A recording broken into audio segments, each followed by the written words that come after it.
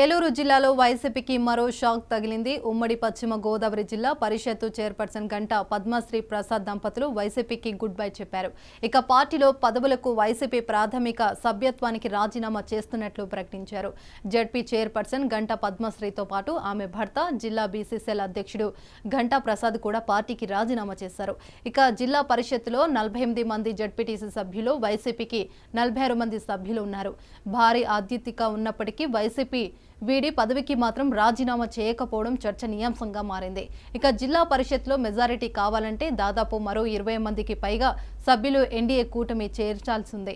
ఇక చైర్పర్సన్ బాటలోనే వారందరూ కూడా వెళ్తారా లేదా అనేది అనుమానాలకు తావిస్తుంది. జనసేనలో జాయిన్ అవుదామని చెప్పి మీ అందరితో షేర్ చేసుకుందాం అని చెప్పి మిమ్మల్ని ఇక్కడికి ఆహ్వానించడం జరిగింది. గత 2 నెలల నుంచి జనసేనలో జాయిన్ అవుదామని చెప్పి మీ అందరితో షేర్ చేసుకుందాం అని చెప్పి మిమ్మల్ని ఇక్కడికి ఆహ్వానించడం జరిగింది. గత 2 నెలల నుంచి చాలామంది రకరకాల ట్రోల్ చేస్తూ ఉన్నారు.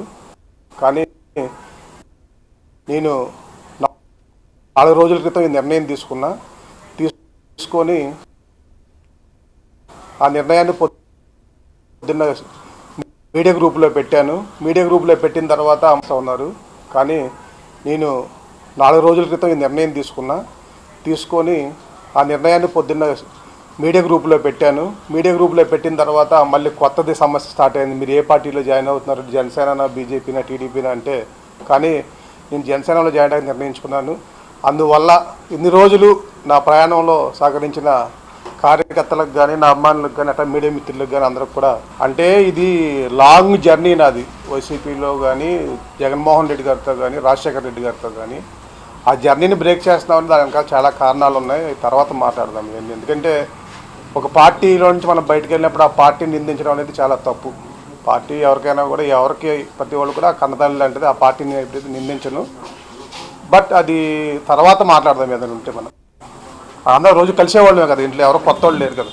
అంటే ప్రస్తుతం ఉన్న పరిస్థితులు అయితే అధికార పార్టీ నుంచి కొంచెం ఒత్తిడి వల్ల చేస్తున్నట్టుగా బయట అస్సలు నాకు ఎవ్వరు ఒత్తిడి లేదు.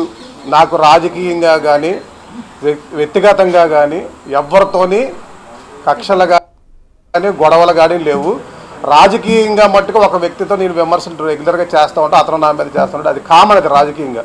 వ్యక్తిగతంగా నాకు అసలు ఎవరితో కూడా గొడవలు లేవు. నేను అందరితోని కలుపుకొని వెళ్తాను, అందరితో కలిసే ఉంటాను. నేను జనసేనలో జాయిన్ అవుదామని చెప్పి మీ అందరితో షేర్ చేసుకుందాం అని చెప్పి మిమ్మల్ని ఇక్కడికి ఆహ్వానించడం జరిగింది. గత 2 నెలల నుంచి